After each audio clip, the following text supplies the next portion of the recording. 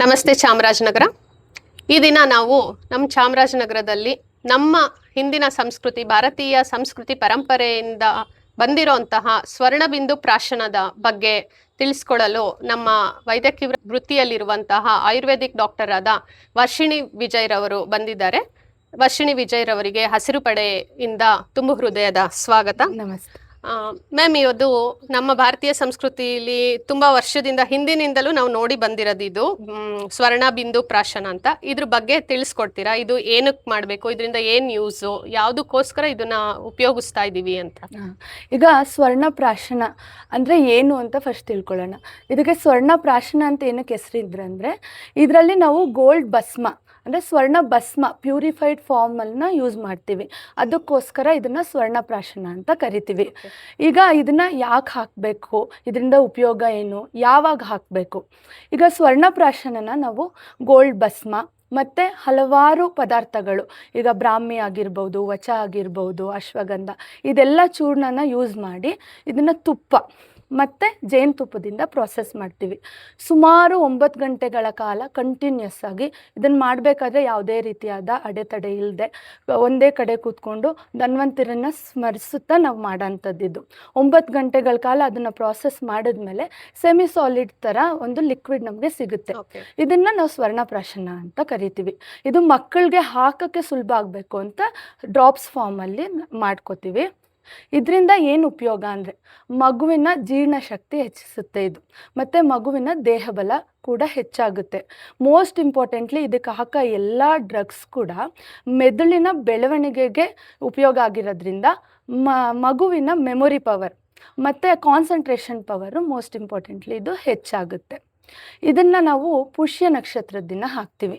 ಯಾಕೆ ಪುಷ್ಯ ನಕ್ಷತ್ರನೇ ಚೂಸ್ ಮಾಡ್ಕೋತೀವಿ ಅಂದಾಗ, ಆ ಪುಷ್ಯ ನಕ್ಷತ್ರ ನಮ್ಮ ಆಯುರ್ವೇದದ ಪ್ರಕಾರ ಪುಷ್ಯ ನಕ್ಷತ್ರ ಏನಂದರೆ ಆ ಗೋಲ್ಡ್ ಬೇಸ್ಡ್ ಫಾರ್ಮ್ಯುಲಾಸ್ ಏನಿರುತ್ತೆ ಅದರ ಎಫಿಷಿಯನ್ಸ್ನ ಜಾಸ್ತಿ ಮಾಡುತ್ತೆ. ಅದಕ್ಕೋಸ್ಕರ ಆ ದಿನ ಹಾಕಿದಾಗ ಆ ಮಗುವಿನ ಬೆಳವಣಿಗೆಗಾಗಲಿ ಇಂಪ್ರೂವ್ಮೆಂಟ್ಗಾಗಲಿ ಅದು ಯೂಸ್ ಆಗುತ್ತೆ, ಉಪಯೋಗ ಆಗುತ್ತೆ, ಆ ಮಗುಗೂ ಸ್ವಲ್ಪ ಬೆನಿಫಿಟ್ಸ್ ಆಗುತ್ತೆ ಅನ್ನೋ ಕಾರಣಕ್ಕೆ ಪುಷ್ಯ ನಕ್ಷತ್ರದ ದಿನ ಹಾಕೋಂಥದ್ದು ಇದು. ಈ ಯಾವ ಏಜಿನ ಮಕ್ಕಳಿಗೆ ಇದನ್ನ ಹಾಕೋದು? ಇದು ಬಂದು 6 ತಿಂಗಳ ಮಗುವಿಂದ ಕೂಡ 16 ವರ್ಷದ ಮಗು ತನಕ ಮಕ್ಕಳವರೆಗೂ ನಾವು ಹಾಕೋಬಹುದು. ಪ್ರತಿ ತಿಂಗಳು ಪುಷ್ಯ ನಕ್ಷತ್ರದ ದಿನ ಇದನ್ನ ನಾವು ಹಾಕ್ತೀವಿ. ಅಂದ್ರೆ ಈಗ 6 ತಿಂಗಳು ಮಗುಗೆ ನಾವು ಸ್ಟಾರ್ಟ್ ಮಾಡಿದ್ವಿ ಅಂದ್ರೆ 16 ವರ್ಷದ ಮಗು ತನಕ ಕಂಟಿನ್ಯೂಸ್ ಆಗಿ ಪ್ರತಿ ತಿಂಗಳು ಹಾಕೊಂಡ್ಬರೋದು. ಪ್ರತಿ ತಿಂಗಳು ನೀವು ಹಾಕ್ಸೋದ್ರಿಂದನೂ ತುಂಬಾ ಉಪಯೋಗ ಆಗುತ್ತೆ. ಈಗ ನಾವು ಯಾವಾಗ್ಲೂ ಹಾಕ್ಸ್ಬೇಕಾ, ಕಂಟಿನ್ಯೂಸ್ ಆಗಿ ಹಾಕ್ಸ್ಬೇಕಾ ಅನ್ನೋರ್ಗೆ ಏನಂದ್ರೆ, ನಾವು ಈಗ ನೀವು ಒಂದ್ಸಲ ಹಾಕ್ಸ್ತೀರಾ, 6 ತಿಂಗಳು ಕಂಟಿನ್ಯೂಸ್ ಆಗಿ ಹಾಕ್ಸಿ. ಆವಾಗ ಆ ಮಗುಗೆ ಅದ್ರ ಇಂಪ್ರೂವ್ಮೆಂಟ್ಸ್, ರಿಸಲ್ಟ್ಸ್ ಎಲ್ಲ ನಿಮಗೆ ಕಾಣಿಸುತ್ತೆ. ಈ ತಿಂಗಳು ಹಾಕ್ಸೋದು ನೆಕ್ಸ್ಟ್ ತಿಂಗಳು ಹಾಕ್ಸದೇ ಇರೋದಿದ್ದಾಗ ಅದ್ರ ಬೆನಿಫಿಟ್ಸ್ ಅಷ್ಟು ನಿಮಗೆ ಗೊತ್ತಾಗಲ್ಲ. ಒಂದು 6 ತಿಂಗಳು ಕಂಟಿನ್ಯೂಸ್ ಆಗಿ ಹಾಕ್ಸಾಗ ನಿಮ್ಗೆ ಅದ್ರ ರಿಸಲ್ಟ್ ಚೆನ್ನಾಗಿ ಗೊತ್ತಾಗುತ್ತೆ ಅಂತ. ಚಾಮರಾಜನಗರದಲ್ಲಿ 3 ವರ್ಷದಿಂದ ಕಂಟಿನ್ಯೂಸ್ ಆಗಿ ಈ ಪ್ರಾಶನನ ಹಾಕ್ತಾ ಇದ್ದೀರಾ ಎಲ್ಲ ಮಕ್ಕಳಿಗೂ. ಈಗ ನಮ್ಮ ವೀಕ್ಷಕರಿಗೆ ಪ್ರತಿ ತಿಂಗಳು ಈಗ ಅವ್ರ ಮಕ್ಕಳನ್ನ ಕರ್ಕೊಂಬಂದು ಹಾಕಿಸ್ಬೇಕು ಅಂದ್ರೆ ಎಲ್ಲಿ ಬರಬೇಕು, ಏನು ಅಂತ ತಿಳಿಸ್ಕೊಡಿ. ಇದನ್ನ ನಾವು ನಮ್ಮ ಕ್ಲಿನಿಕಲ್ಲೇ ಹಾಕ್ತೀವಿ. ಆಯುರಾಮೃತಂ ಆಯುರ್ವೇದಾಲಯ ಅಂತ ದೊಡ್ಡ ದೇವಸ್ಥಾನದ ಪಾರ್ಕ್ ಇದೆಯಲ್ಲ, ಅದ್ರ ಆಪೋಸಿಟ್ ವಾಸವಿ ಯೂ ಶಾಪಿ ಹಿಂಭಾಗದಲ್ಲಿ ನಮ್ಮ ಕ್ಲಿನಿಕ್ ಬರುತ್ತೆ. ಅಲ್ಲಿ ಪ್ರತಿ ತಿಂಗಳು ಪುಷ್ಯ ನಕ್ಷತ್ರದ ದಿನ, ಈಗ ಏನಂದರೆ ಖಾಲಿ ಹೊಟ್ಟೆಲಿ ಬಂದು ಹಾಕ್ಸೋದು ತುಂಬ ಒಳ್ಳೆಯದು.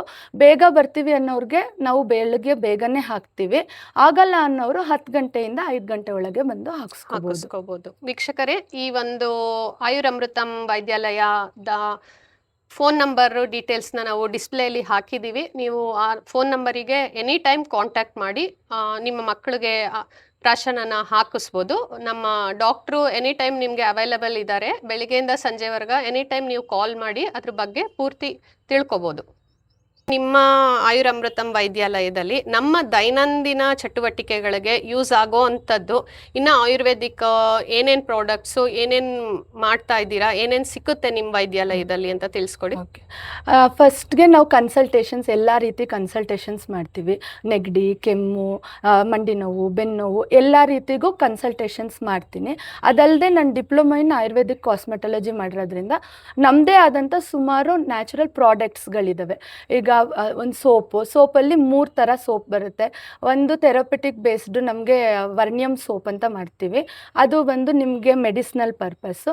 ಅದಲ್ಲದೆ ಬಾತ್ ಬಾರ್ಸು, ನೀಮು, ಚಾರ್ಕೋಲು, ಈಗ lip balms, face pack, hair oils, ಈ ಥರ ಎಲ್ಲ ನ್ಯಾಚುರಲ್ ಪ್ರಾಡಕ್ಟ್ಸ್ ಇದೆ, ಯಾವುದೇ ರೀತಿ ಕೆಮಿಕಲ್ ಬಳಸಿಲ್ಲ, ಪರಿಸರ ಸ್ನೇಹಿ ಪ್ರಾಡಕ್ಟ್ಸ್ ಆಗಿರುತ್ತೆ. ಇದರಿಂದ ರಿಸಲ್ಟ್ಸ್ ಕೂಡ ತುಂಬ ಚೆನ್ನಾಗಿದೆ. ನಾವು 2 ಇಯರ್ಸಿಂದನೂ ಇದನ್ನು ನಡ್ಸ್ಕೊಂಡು ಬರ್ತಿರೋದ್ರಿಂದ ಪೇಷಂಟ್ಸ್ ರಿವ್ಯೂಸ್ ಆಗಿರ್ಬೋದು, ಆರ್ಡರ್ಸ್ ತುಂಬ ಚೆನ್ನಾಗಿದೆ ನಮ್ಮದು. ಅದಾದಮೇಲೆ ಟ್ರೀಟ್ಮೆಂಟ್ಸ್ ಕೂಡ ಮಾಡ್ತೀವಿ ಮ್ಯಾಮ್, ಥೆರಪಿಸ್ಸು, ಈಗ ಮಸಾಜಸ್ಸು, ಆಮೇಲೆ ಎಲ್ಲ ರೀತಿ ಥೆರಪಿಟಿಕ್ ಬೇಸ್ಡ್ ಮೆಡಿಸಿನಲ್ ಬೇಸ್ಡ್ ಥೆರಪಿಸ್ ಎಲ್ಲ ಮಾಡ್ತೀವಿ ನಾವು ನಮ್ಮ ಕ್ಲಿನಿಕಲ್ಲಿ. ಕೆಮಿಕಲ್ಸ್ ಮಿಶ್ರಿತ ಕಾಸ್ಮೆಟಿಕ್ಸ್ನ ಯೂಸ್ ಮಾಡಿ ನಾವು ಈಗಾಗಲೇ ನೋಡ್ತಾ ಇದ್ದೀವಿ, ಎಲ್ಲ ಕ್ಯಾನ್ಸರ್ ಮೊರೆ ಹೋಗ್ತಾ ಇದ್ದಾರೆ. ಮೇಯ್ನ್ ನಮಗೆ ಸ್ಟಿರಾಯ್ಡ್ಸು, ಕೆಮಿಕಲ್ಸಿಂದ ಕ್ಯಾನ್ಸರ್ ಬರ್ತಾ ಇದೆ, ಚರ್ಮ ರೋಗಗಳು ಶುರು ಆಗ್ತಾ ಇದೆ. ನಾವು ಅದನ್ನೆಲ್ಲ ಬದಿಗಿಟ್ಟು ನಮ್ಮದೇ ಆದಂಥ ಆಯುರ್ವೇದಿಕ್ ಪ್ರಾಡಕ್ಟ್ಸ್ನ ಯೂಸ್ ಮಾಡೋದ್ರಿಂದ ನಮಗೆ ಯಾವುದೇ ರೀತಿ ಸೈಡ್ ಎಫೆಕ್ಟ್ಸ್ ಇರೋದಿಲ್ಲ. ಮ್ಯಾಮ್, ಈಗ ನಿಮ್ಮದು ಆಯುರ್ವೇದಿಕ್ ಪ್ರಾಡಕ್ಟ್ಸ್ನ ಅದನ್ನೆಲ್ಲ ತಯಾರಿ ಮಾಡೋಕ್ಕೆ ತುಂಬ ಗಿಡಮೂಲಿಕೆಗಳು ಬೇಕು, ತುಂಬ ಶ್ರಮ ಬೇಕು, ನೀವು ಒಂದೇ ಕಾನ್ಸಂಟ್ರೇಷನಲ್ಲಿ ಇದ್ದು ಮಾಡಬೇಕು ಅಂತ ಹೇಳ್ತೀರಾ. ಈ ಬೇರೆ ಕೆಮಿಕಲ್ಸ್ ಪ್ರಾಡಕ್ಟ್ಸ್, ಬ್ಯೂಟಿ ಪ್ರಾಡಕ್ಟ್ಸ್ ಅಂದರೆ ಮಿಷಿನಲ್ಲೆಲ್ಲ ಪ್ರಿಪೇರ್ ಮಾಡಿಬಿಡ್ತಾರೆ. ಸೊ ನೀವು ಯಾವ ಮಿಷಿನ್ನು ಯೂಸ್ ಮಾಡೋಕ್ಕಾಗಲ್ಲ, ನೀವು ಕೈಯಿಂದನೇ ಪ್ರತಿಯೊಂದು ಪ್ರೋಸೆಸ್ ಮಾಡಬೇಕು ಅಂತ ಹೇಳ್ತಿದ್ದೀರಾ.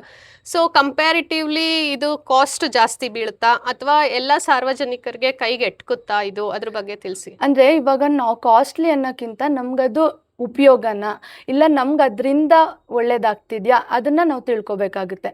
ಈಗ ನೀವೇ ಹೇಳ್ದಂಗೆ ಗಿಡಮೂಲಿಕೆಗಳು ಅದೇ ಕಾಸ್ಟ್ಲಿ ನಮಗೆ, ಅದ್ರ ಜೊತೆಗೆ ನಾವು ಪ್ರೋಸೆಸ್ ಮಾಡೋ ಆ ಟೈಮು, ಎಫರ್ಟು ಅದೆಲ್ಲ ವರ್ತ್ ಇದ್ದೇ ಇರುತ್ತೆ. ಕಾಸ್ಟ್ಲಿ ಅನ್ನೋಕ್ಕಿಂತ ಈಗ ನೀವು ಕೆಮಿಕಲ್ಸ್ಗೆ ದುಡ್ಡು ಕೊಟ್ಟು ನೀವು ರೋಗ ಬರ್ಸ್ಕೊಳ್ಳೋಕ್ಕಿಂತ ಏನಂದರೆ ನೀವು ಹೆಲ್ದಿ ಯೂಸ್ ಮಾಡ್ತಿದ್ದೀರಾ, ಅದು ನಿಮ್ಮ ಹೆಲ್ತ್ಗೆ ನೀವು ಇನ್ವೆಸ್ಟ್ ಮಾಡ್ತಿದ್ದೀರಾ. ಸೊ ಅದು ನಿಮಗೆ ಕಾಸ್ಟ್ಲಿ ಅನಿಸಲ್ಲ. ಪ್ಲಸ್ ನೀವು ಮಾರ್ಕೆಟಲ್ಲಿ ನೋಡೋದಕ್ಕಿಂತ ನಮ್ಮ ಹತ್ರ ಅದು ಅಫೋರ್ಡೆಬಲೇ ಇರುತ್ತೆ, ಅಷ್ಟೊಂದು ಕಾಸ್ಟ್ಲಿ ಕೂಡ ಇಲ್ಲ.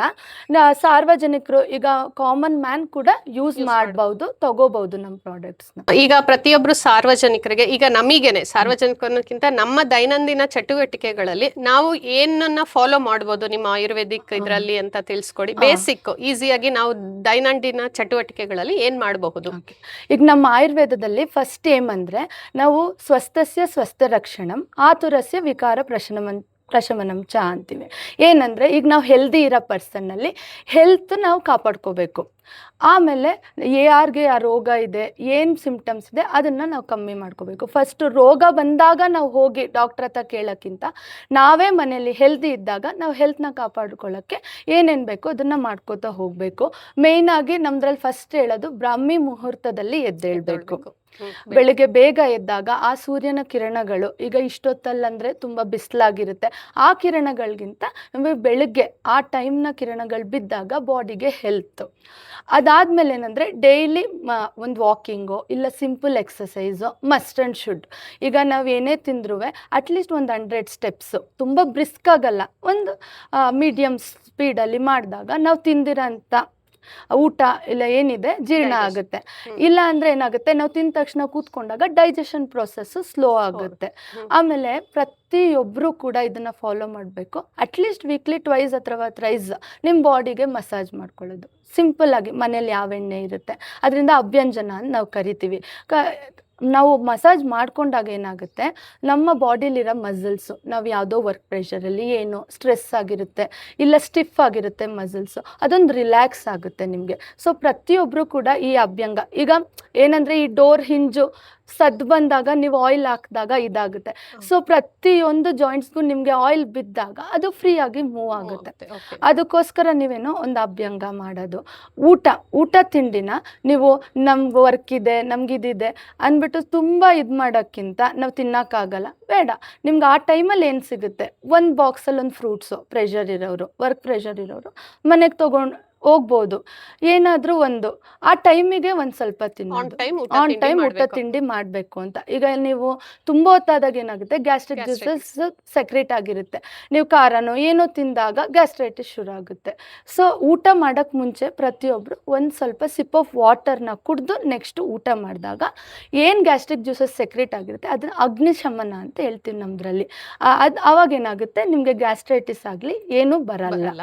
ಓಕೆ. ಈ ಥರದ್ದು ಫಾಲೋ ಮಾಡಿದಾಗ ಆಮೇಲೆ ಅರ್ಲಿ ಟು ಬೆಡ್ ಹೋಗೋದ್ರಿಂದ ನಮಗೆ ಏನೇ ಇದ್ರೂ ನಮ್ಮ ಆರ್ಗನ್ಸ್ಗಳಿಗೆ ರೆಸ್ಟ್ ಬೇಕು. ಏನಂದರೆ ಅದು ಕರೆಕ್ಟಾಗಿ ಫಂಕ್ಷನ್ ಆಗೋಕ್ಕೋಸ್ಕರ ಆ ಟೈಮ್ಗೆ ಅದ್ರ ಕೆಲಸ ನಾವು ಕರೆಕ್ಟ್ ಟೈಮ್ಗೆ ಮಲಗಿದಾಗ ಆ ಆರ್ಗನ್ಸ್ಗೆ ಆ ಟೈಮಲ್ಲಿ ಅದು ವರ್ಕ್ ಮಾಡೋಕ್ಕೆ ಹೆಲ್ಪ್ ಆಗುತ್ತೆ. ಮೊಬೈಲ್ನ ಎಲ್ಲರೂ ಈಗ ನಮಗೆ ಬೇಕೇ ಬೇಕು, ನೆಸೆಸಿಟಿ ಆ ಥರ ಇದೆ.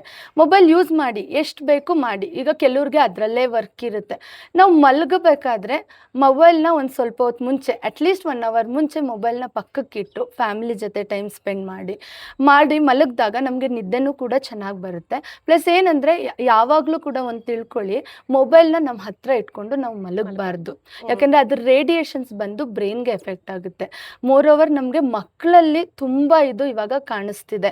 ಮಕ್ಕಳಿಗೆ ಮೊಬೈಲ್ ಪಕ್ಕದಲ್ಲಿಟ್ಟು ಮಲಗಿಬಿಡ್ತೀವಿ, ಅದು ಆಫ್ ಆಗಿದೆ ಅಂತ ನಾವು ತಿಳ್ಕೊಂಡಿರ್ತೀವಿ, ಬಟ್ ಅದ್ರ ರೇಡಿಯೇಷನ್ ಬಂದು ಅವ್ರ ಬ್ರೈನ್ ಡೆವಲಪ್ಮೆಂಟ್ಗೆ ತುಂಬ ಎಫೆಕ್ಟ್ ಆಗ್ತಿದೆ. ಸೊ ನೀವು ಆಚೆನೇ ಇಟ್ಟು ಬಂದು ಮಲಗ್ಬೋದು, ಇಲ್ಲ ರೂಮಲ್ಲಿ ಒಂದು ಕಾರ್ನರಲ್ಲೋ ಇಟ್ಟು ಮೊಬೈಲ್ನ ಬಳಸೋದನ್ನ ಆದಷ್ಟು ಯಾವಾಗ ಬೇಕೋ ಅವಾಗ ಬಳಸಿ ನೆಸೆಸಿಟಿ ಇದ್ದಾಗ ಮಾತ್ರ ಉಪಯೋಗಿಸಿ. ಅತಿಯಾಗಿ ಬಳಕೆ ಬೇಡ, ಅದರಿಂದನೇ ತುಂಬ ರೋಗಗಳನ್ನ ನಾವು ಕಾಣ್ತಿದ್ದೀವಿ ಈಗಿನ ದಿನಗಳಲ್ಲಿ. ಸೊ ಮೊಬೈಲ್ನ ಆದಷ್ಟು ಲಿಮಿಟಾಗಿ ಯೂಸ್ ಮಾಡಿ. ಈ ನಮ್ಮ ಕಾರ್ಯಕ್ರಮಕ್ಕೆ ಬಂದು ಅನಾರೋಗ್ಯ ತರಿಸ್ಕೊಂಡು ನಂತರ ಬಂದು ಚಿಕಿತ್ಸೆ ಪಡೆಯೋದಕ್ಕಿಂತ ನಾವು ಆರೋಗ್ಯವಾಗಿ ಹೇಗಿರಬೇಕು ನಮ್ಮ ಕೈಯಲ್ಲಿದೆ, ನಮ್ಮ ಆರೋಗ್ಯನ ನಾವು ಚೆನ್ನಾಗಿ ಇಟ್ಕೊಂಡು ಅದರಿಂದ ಮುಂದುವರಿಯೋಣ ಅಂತ ನಮಗೆಲ್ಲ ತಿಳಿಸ್ಕೊಟ್ರು. ಈ ಕಾರ್ಯಕ್ರಮಕ್ಕೆ ಬಂದು ಅವರ ಅಮೂಲ್ಯವಾದ ಟೈಮ್ನ ನಮಗೋಸ್ಕರ ಸ್ಪೆಂಡ್ ಮಾಡಿದ್ದಕ್ಕೆ ಡಾಕ್ಟರ್ ವರ್ಷಿಣಿ ವಿಜಯ್ ರವರಿಗೆ ತುಂಬ ಹೃದಯದ ಧನ್ಯವಾದಗಳು.